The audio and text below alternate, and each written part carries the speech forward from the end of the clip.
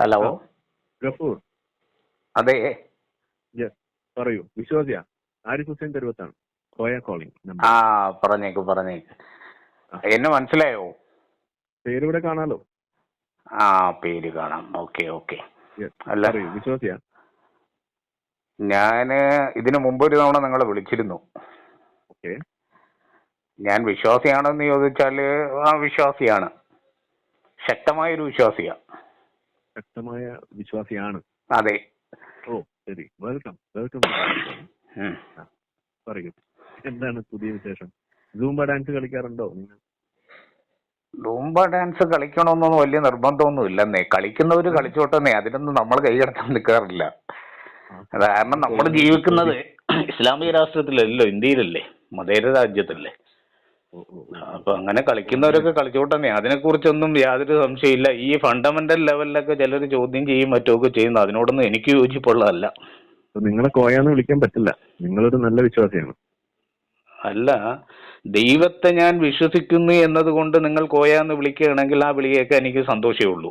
അതുകൊണ്ടല്ല നമ്മൾ വിളിക്കാറ്. ഈ വ്രണം പൊട്ടുന്ന മുസ്ലിങ്ങളെയാണ് നമ്മൾ കോയാന്ന് വിളിക്കാറ്. ഈ വ്രണം വെക്കുന്ന മുസ്ലിങ്ങളെ സത്യം പറഞ്ഞാലുണ്ടല്ലോ, ആ, നമ്മളൊന്ന് മനസ്സിലാക്കി വരുമ്പോഴത്തേക്ക് അവരുടെ ഭാഗത്തെ ന്യായവും നമുക്കുണ്ടല്ലോ അംഗീകരിക്കേണ്ടിയൊക്കെ വരുമെന്ന് എനിക്ക് ഒരു പരിധി വരെ. പിന്നെ ചില അതെങ്ങനെയാ ആൾക്കാരുണ്ട് നിങ്ങൾ പറയുന്ന, അതെങ്ങനെയാണ് അതെനിക്ക് മനസ്സിലായില്ല. അതായത് ആ, ചിലര് നിങ്ങളെ വിളിച്ച് സംസാരിക്കുന്ന സമയത്ത് ഉം, അന്ധമായ വിശ്വാസമൊന്നും മനസ്സിലില്ലായിരിക്കും. ഉം. പക്ഷെ നിങ്ങളുമായിട്ട് സംസാരിച്ചു വരുന്ന സമയത്ത് അന്ധത അവ വരും. ആ, അത് കാരണം എന്തെന്നറിയാം, നിങ്ങളുടെ ചില ചോദ്യങ്ങളും മറ്റുമൊക്കെ അവരെ ഒരു വല്ലാത്ത രീതിയിലേക്ക് എത്തിക്കുകയാണ്. അത് അവർക്ക് അറിയാത്ത സാധനം നമ്മൾ അവരോട് ചോദിക്കുമ്പോൾ അവരതിനെ അറിയാതെ ഡിഫെൻഡ് ചെയ്യല്ലേ ചെയ്യുന്നത്. അതില്ല എന്നൊക്കെ പറഞ്ഞു കളയല്ലേ ചെയ്യും. ഇപ്പൊ മുഹമ്മദ് നബി 6 വയസ്സുകാരിയാണ് കല്യാണം കഴിച്ചത് എന്ന് പോലും അറിയാത്ത വിശ്വാസികളോടുണ്ട്. അല്ല, ഇതിപ്പോ ഞാൻ പറയണത് എന്തെന്നറിയാവോ, ഉം, ഈ 14 നൂറ്റാണ്ടുകൾക്ക് മുമ്പ് ഒരു സംഭവം നടന്നു. ഉം, സംഭവം നടന്നെന്നല്ല, മുഹമ്മദ് നബി ജീവിച്ചു, ജനിച്ചു, ഉം, മരിച്ചു ഉം, എന്നൊക്കെ സത്യമാണ്, യാഥാർത്ഥ്യമാണ്, ചരിത്രമാണ്. ഉം. അപ്പൊ ഇതുമായി ബന്ധപ്പെട്ടുള്ള ചരിത്ര വസ്തുതകൾ നമ്മൾ ഇപ്പോഴെടുത്ത് നോക്കുമ്പോഴത്തേക്ക് അതിൽ എന്തൊക്കെയായാലും അവ്യക്തതയൊക്കെ ഉണ്ടാവുന്നേ. വ്യക്തതയുള്ളതും ഉണ്ട്, അവ്യക്തമായതും ഒക്കെ ഉണ്ട്. അപ്പൊ ഈ ഇസ്ലാം അങ്ങനെയല്ലല്ലോ പഠിപ്പിക്കുന്നത്. ഇസ്ലാം പഠിപ്പിക്കുന്നത് ഇത് ലോകാവസാനം വരെയുള്ള ആളുകൾക്ക് വേണ്ടി പ്രിസർവ് ചെയ്യും എന്നാണ് പഠിപ്പിക്കുന്നത്. നിങ്ങൾ ലോക പറയുന്നത് പ്രിസർവ് ചെയ്യൽ അവ്യക്തത ഉണ്ടാവും. അപ്പൊ ഒരു മുസ്ലിം ഏതാ എടുക്കണ്ടേ? അല്ല, ഞാൻ പറയണത് ലോക അവസാനം വരെ ആൾക്കാർക്ക് ഇസ്ലാം നല്ലതാണ് എന്ന് തോന്നുന്നെങ്കിൽ, എന്റെ ഒരു അഭിപ്രായം ഞാൻ പറയുകയാണ്, ഇസ്ലാമിന്റെ നന്മ ഉൾക്കൊള്ളട്ടെ എന്നേ അവര്. ഇസ്ലാമിൽ അല്ലല്ല, ഒരുപാട് നന്മകളുണ്ട്. അവര് അവര് ഇസ്ലാമിലെ നന്മ ഉൾക്കൊണ്ടിട്ടല്ല അത് പറയുന്നത്. ഇസ്ലാമിൽ നന്മ മാത്രമേ ഉള്ളൂ എന്ന് തെറ്റിദ്ധരിച്ചിട്ടാണ് അവർ ഇസ്ലാം നന്മയാണെന്ന് പറയുന്നത്. അല്ല, അത് ഏതൊരു ഇസ്ലാമിലെ സിദ്ധാന്തത്തിനും. തിന്മ എന്താണെന്ന് അവർക്ക് അറിയാത്തത് കൊണ്ടാണ് ഈ സാധനത്തെ അവര് ആ, നന്മ എന്ന് പറയുന്നത്.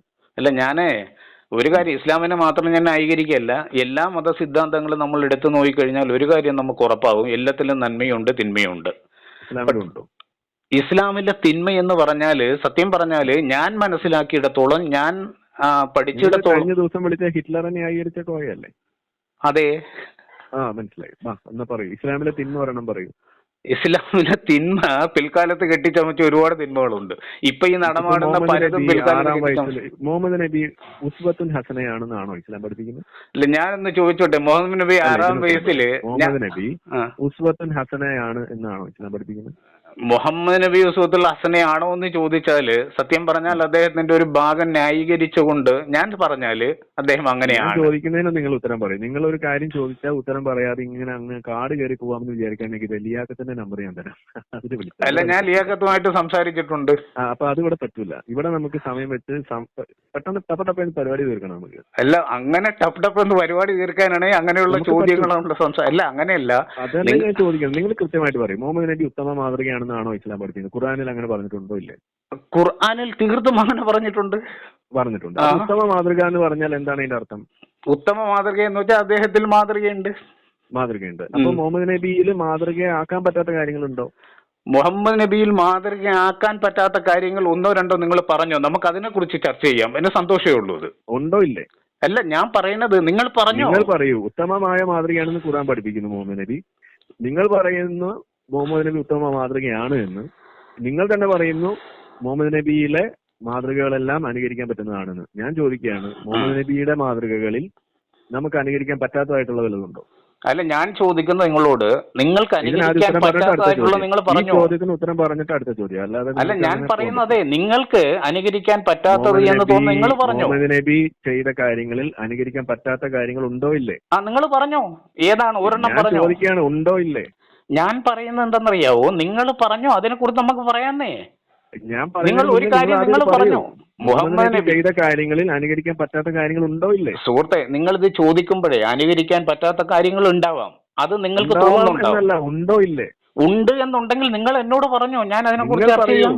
ഉണ്ടോ ഇല്ലേ? സുഹൃത്തെ, എന്റെ കാര്യമേ ഇപ്പൊ ഒരു വിശ്വാസിയോട് നിങ്ങൾ ചോദിക്കുകയാണ്, ഇങ്ങനെയാണ് വിശ്വാസിയാണെന്നാണ് പറയുന്നത്, മുഹമ്മദ് നബി ഉത്തമ മാതൃകയാണെന്ന് ഖുർആനിൽ എഴുതി വെച്ചത് അംഗീകരിക്കുന്ന ആളാണ്. നിങ്ങളോടാണ് ഞാൻ ചോദിക്കുന്നത്, മുഹമ്മദ് നബിയുടെ ചെയ്തികളെല്ലാം തന്നെ മാതൃകാപരമാണോ? അതിൽ മാതൃകയാക്കാൻ പറ്റാത്ത കാര്യങ്ങൾ ഉണ്ടോ ഇല്ല? Yes or no? ഞാൻ ഒരു കാര്യം മാത്രം പറയാം, മുഹമ്മദ് നബിയുടെ മാതൃകയിൽ ഉൾക്കൊള്ളാൻ പറ്റാത്ത പലതും പിൽക്കാലത്ത് കെട്ടിച്ചമച്ചതാണെന്ന് കൂടി നിങ്ങൾ മനസ്സിലാക്കണം. മുഹമ്മദ് നബിയിൽ മനസ്സിലായില്ല, ഒന്നുകൂടി പറഞ്ഞു. അതായത് മുഹമ്മദ് നബിയുടെ മാതൃക ഉൾക്കൊള്ളാൻ പറ്റില്ല എന്ന് നിങ്ങൾ പറയുന്ന പല കാര്യങ്ങളും പിൽക്കാലത്ത് അത് കെട്ടിൽ ചമച്ചതാണ്, അത് ഇസ്ലാമിലേക്ക് ചേർത്ത് വെച്ചതാണ് എന്നുകൂടി നിങ്ങൾ മനസ്സിലാക്കണം. ഒരു ഉദാഹരണം പറയൂ അങ്ങനെ ഒരു സംഭവത്തിൽ. ഒരുപാട് ഉദാഹരണമുണ്ട്. നിങ്ങളിപ്പോ നേരത്തെ പറഞ്ഞില്ലേ 6 വയസ്സ് ആയിഷ 6 വയസ്സ് തുടക്കമിട്ട് പറഞ്ഞു. നിങ്ങൾ അതിന്റെ യാഥാർത്ഥ്യവും സത്യവും ചരിത്രപരമായ വസ്തുതയിലേക്ക് നിങ്ങൾ ചിന്തിച്ചു കഴിഞ്ഞാൽ നിങ്ങൾക്ക് അതിന്റെ യാഥാർത്ഥ്യം മനസ്സിലാവും. എന്താണ് അതിന്റെ വസ്തുത? കാരണം എന്നറിയാവോ, ആയിഷ എന്ന് പറയുന്നത്, ഞാൻ ഈ പറയുന്ന ഒരു ഫണ്ടമെന്റൽ മുസ്ലിം ആയിട്ടല്ല, ചരിത്രത്തിന്റെ വസ്തുതയിൽ നിന്നുകൊണ്ടാണ് സംസാരിക്കുന്നത്. ഹദീസൊക്കെ നിങ്ങൾ എടുക്കോ? എല്ലാം എടുക്കാം, അത്യാവശ്യം എല്ലാം ഞാൻ എടുക്കാം. 6 വയസ്സിൽ കെട്ടി 9 വയസ്സിൽ പൂശിന്നാണ്. അല്ല, അങ്ങനെ പറയാം. കാരണം ഞാൻ പറയുന്നത് കൊണ്ട് നിങ്ങൾ കേക്ക്. നിങ്ങൾ മുഹമ്മദ് നബി ആയിഷയെ കെട്ടുന്ന സമയത്ത് ആയിഷയ്ക്ക് 20 വയസ്സായിരുന്നു. അല്ലല്ല, ഞാൻ തെളിയിച്ചു തരാം. നിങ്ങൾക്ക് ചരിത്രത്തിന്റെ വസ്തു വെച്ചാണ് ഞാൻ തെളിയിക്കുന്നത്. ഞാനിത് ഹദീസിലുള്ള സാധനമാണ് ഇവിടെ പറയുന്നത്, അതുകൂടാതെ ചരിത്ര കിതാബുകളിലുള്ള സാധനമാണ് ഞാൻ പറയുന്നത്. ഞാൻ പറയുന്നത് എന്തെന്നറിയോ, ഹദീസ് നമ്പർ ഞാൻ വായിക്കാം. ഞാൻ ഖുർആനാണ് പറയുന്നത്, നിങ്ങൾ ഹദീസല്ല പറയുന്നത്. ഹദീസില്ലാതെ എങ്ങനെ ഖുർആൻ ഉണ്ടാവുക? സുഹൃത്തെ, ഞാൻ അതെന്താ പറയുന്നത്, ആദ്യം ഖുർആനില്ല, അതിനുശേഷമല്ല ഹദീസ് വന്നത്. ഖുർആനില്ലാതെ ഹദീസില്ലാതെ. ഖുർആനിൽ ഒരു സന്ദർഭം നിങ്ങൾ എങ്ങനെയാ വിവരിക്കുക? ഞാൻ പറയുന്നത് സന്ദർഭം അങ്ങനെയല്ല, ഖുർആനെ വിശദീകരിക്കാനാണ് ഹദീസ് എന്ന് പറയുന്നത്. അപ്പൊ ആദ്യം ഖുർആനാ. അപ്പൊ നിങ്ങൾ ഹദീസ് എടുക്കൂല എന്ന് പറഞ്ഞെങ്ങനെ ശരിയാവാ? ഹദീസ് എടുക്കാനേ, നമുക്ക് വിശ്വാസയോഗ്യമായ ഹദീസ് ആണെങ്കിൽ എടുക്കാം, വേണ്ടെന്ന് ഞാൻ പറയുന്നില്ല. എങ്ങനെയാണ് ഈ വിശ്വാസയോഗ്യമെന്ന് നിങ്ങൾ തീരുമാനിക്കുന്നത്? അവിടെയാണ് ചിന്തിക്കേണ്ടത്. ഹദീസിന്റെ വിശ്വാസയോഗ്യം എന്ന് നിങ്ങൾ എന്ത് അടിസ്ഥാനത്തിലാണ് തീരുമാനിക്കുന്നത്? വിശ്വാസയോഗ്യത എന്ന് പറഞ്ഞാൽ അതിന്റെ സാഹചര്യവും അതിന്റെ ചരിത്ര വസ്തുത, ഏറ്റവും കൂടുതൽ പ്രാധാന്യം കൊടുക്കേണ്ടത് അതിന്റെ ചരിത്ര വസ്തുത. വിശ്വാസയോഗ്യമാണ് എന്ന് നിങ്ങൾ സമ്മതിക്കുന്നത് എപ്പോഴാണ്? ഞാൻ പറഞ്ഞു തരുമ്പോൾ ഈ ഒരു വിവരം ഞാൻ പറയുമ്പോൾ നിങ്ങൾക്കത് മനസ്സിലാവും. ഈ ആയിഷയുടെ വിവരം തന്നെ ഞാൻ പറയുമ്പോൾ നിങ്ങൾക്കത് മനസ്സിലാവും. സഹീഹ് ബുഖാരിയിൽ സഹിയായ ഹദീസാണ് ഞാൻ വായിക്കുന്നത്. ഖുർആനേക്കാൾ വലുതല്ലല്ലോ സഹീഹുൽ ബുഖാരി. ഞാൻ പറയുന്നത് ഖുർആനെ പിൻവലിച്ചാണ്. He consummated his marriage when she was 9. സുഹൃത്തേ, ഞാൻ ഖുർആനെ കൊണ്ട് പറയുമ്പോഴേ നിങ്ങൾ ഹദീസ് വെച്ചാലേ ബുക്ക് 67 ഹദീസ് 70 എന്താണ് ദ ബുക്ക് ഓഫ് വെഡ്ലോക്ക് മാരേജ്, അതിനകത്താണുള്ളത്. ഇത് ശരിയാണോ തെറ്റാണോ? ഞാൻ ഒന്നേ ചോദിക്കുന്നുള്ളൂ, ഞാൻ ഈ പറയുന്നത് ശരിയാണോ തെറ്റാണോ നിങ്ങൾ പറഞ്ഞാൽ ഇതിന്റെ മറുപടി ഞാൻ പറയാം. ആയിഷയ്ക്ക് 20 വയസ്സുണ്ടായിരുന്നു എന്ന് ഞാൻ പറയുന്ന ഈ വാചകം നിങ്ങൾ ഖണ്ഡിച്ചാൽ, ചരിത്രപരമായ ഇതിൽ നിങ്ങൾ ഖണ്ഡിച്ചാൽ യാതൊരു സംശയമില്ല, നിങ്ങൾ പറയുന്നതിന്റെ ശരിയും തെറ്റും ഞാൻ പറഞ്ഞുതരാം. അല്ല, നിങ്ങളിത് തെളിയിക്കുക. കാരണം എന്താ പറയാ, ഞാനിത് തെളിയിക്കുന്നത് ചരിത്രത്തിന്റെ വസ്തുത വെച്ചുകൊണ്ട്. ആയിക്കോട്ടെ, പറഞ്ഞു. ഓക്കെ. സൂറത്തുൽ ഖാഫ് എന്ന് പറഞ്ഞിട്ട് ഒരു സൂറത്തുണ്ട്. അത് സൂറത്ത് ഇറങ്ങുന്നത് നബിക്ക് നുബുവത്ത് കിട്ടി 2ാമത്തെ വർഷം. അതായത് നബിക്ക് 40 കാര്യത്തിലേക്ക് വരും. നേരെ കാര്യത്തിലേക്ക് വരിക. നബിക്ക് 42ാമത്തെ വയസ്സിൽ, അതായത് നുബുവത്ത് കിട്ടി 2ാം വർഷമാണ് ഈ കാഫ് കേൾക്കുന്നത്, ഈ ഇറങ്ങുന്നത്. അപ്പോ ഈ കാഫ് ആയിഷ കേട്ടിരുന്നു. നിങ്ങൾ ചിന്തിക്കണം, ഞാൻ ഈ പറയുന്ന ചരിത്രത്തിന്റെ വസ്തുതയാണ് കേട്ടാ. വളരെ ശക്തമായി നിങ്ങളൊന്ന് ആലോചിച്ച് നോക്കിയാൽ നിങ്ങൾക്ക് പല തെറ്റിദ്ധാരണകളും മാറും. ഇത് 1, 2 അല്ല, 3-4 ഉദാഹരണം ഞാൻ ആയിഷയുമായി ബന്ധപ്പെട്ട് ഞാൻ പറഞ്ഞുതരാം. അപ്പോ ഈ സൂറത്തുൽ കാഫ് ആയിഷ കേട്ടതായിട്ട് പിൽക്കാലത്ത് ചരിത്രം പറയുന്നുണ്ട്. അപ്പോ 42 വയസ്സില് നബിക്കിറങ്ങിയ ഈ കാഫ് അദ്ദേഹത്തിന്റെ സന്തത സഹചാരിയായ അബൂബക്കറിന്റെ മകളാണല്ലോ ആയിഷ. അബൂബക്കറിന്റെ വീട്ടിൽ പോയിരുന്ന് ഇത് ഓതി കേൾപ്പിച്ചു. ആ സമയത്ത് അബൂബക്കറിന്റെ വീട്ടിലുണ്ടായിരുന്ന ആ കുട്ടി ഈ കാഫ് കേട്ടു, സൂറത്തുൽ കാഫ് എന്ന സൂറത്ത് കേട്ടിട്ട് അത് മനഃപ്പാഠമാക്കിയിരുന്നു. ഒന്ന് ചിന്തിക്കണം ഞാൻ ഈ പറയുന്നത്. ജനിച്ചത് ആയിഷ ജനിച്ചതിന്റെ കാര്യമാണ് ഞാൻ പറയുന്നത്. എന്തായാലും നബിയുടെ 38 വയസ്സുള്ളപ്പോഴെങ്കിലും ആയിഷ ജനിച്ചിരിക്കണം. ഈ സംഭവത്തിന്റെ വെളിച്ചത്തിൽ ഞാൻ പറയുക. മരിച്ചത് കേട്ടില്ല. ഖദീജ മരിച്ചത് ഏകദേശം നബിക്ക് 53 വയസ്സുള്ളപ്പോഴാണ് ഖദീജ മരിക്കുന്നത്. ഖദീജയുടെ 63ാമത്തെ വയസ്സിൽ. ഞാനീ പറയുന്നത് എന്തെന്നറിയാവോ, ഖദീജ അദ്ദേഹത്തിന്റെ ഭാര്യയായി ഇരിക്കെ തന്നെയാണ് ഞാൻ ഈ സംഭവം പറയുന്നത്. അതായത് സൂറത്തുൽ കാഫ് തന്നെ ആയിഷയെ കല്യാണം കഴിച്ചിരുന്നു. ഇല്ല, കല്യാണം കഴിച്ചെന്നല്ലെന്ന് ഞാൻ ഈ പറയുന്നത്. നിങ്ങൾ മനസ്സിലാക്ക്, സൂറത്തുൽ കാഫ് എന്ന ആയത്ത് ഇറങ്ങുന്ന സമയത്തെ ഇത് മുഹമ്മദ് നബിക്ക് എത്ര വയസ്സ്? 42 വയസ്സ്. കാഫ് ഇറങ്ങുമ്പോഴോ? സൂറത്തുൽ കാഫ് ഇറങ്ങുമ്പോ അത് നുബുവത്തിന്റെ 2ാമത്തെ വർഷമാണ് സൂറത്തുൽ കാഫ് ഇറങ്ങുന്നത്.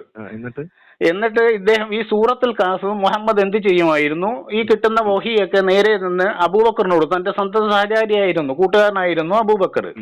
അപ്പൊ അബൂബക്കറിനോട് സംസാരിക്കുമായിരുന്നു. അങ്ങനെ അന്ന് കിട്ടിയ വഹി എന്ത് ചെയ്ത് അബൂബക്കറിനെ ഓതി കേൾപ്പിച്ചു.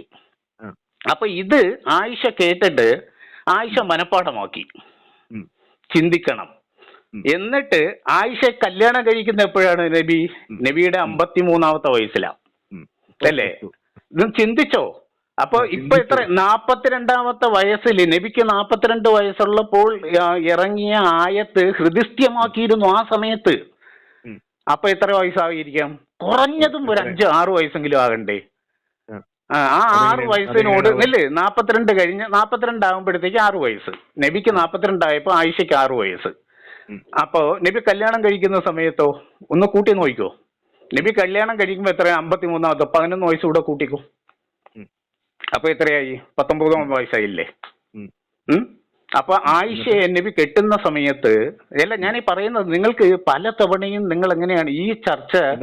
സുഹൃത്തെ, നിങ്ങൾ ഇതേപോലുള്ള സാധനങ്ങൾ വെളുപ്പിക്കാൻ വേണ്ടിട്ട് പുതിയ പുതിയ കഥകൾ. അയ്യോ, ഇത് കഥയല്ല, പുതിയ കഥയല്ല, ചരിത്രമാണ് കേട്ടാ.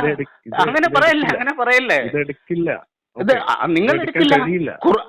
ഖുർആൻ എടുക്കില്ലല്ലോ. ഹദീസിൽ കൃത്യമായിട്ട് പറയുന്ന കാര്യം ഇവിടെ ഉള്ളപ്പോ നിങ്ങൾ ഈ ഖുർആനിൽ ഇല്ലാത്ത ഏതോ ഒരു സാധനം വെച്ച് ചരിത്രം എന്ന് പറഞ്ഞു. ഇത് ഖുർആനിൽ ഇല്ലാത്തതാണോ? സൂറത്തുൽ കാഫ് എന്ന് പറയുന്ന ഒരു സൂറത്ത് തന്നെയാണ്. ആയിഷയാണ് ഇവിടെ നിങ്ങൾ അവിശ്വസിക്കുന്നത്. ആയിഷയാണ് ഇവിടെ ഹദീസിൽ പറയുന്നത്.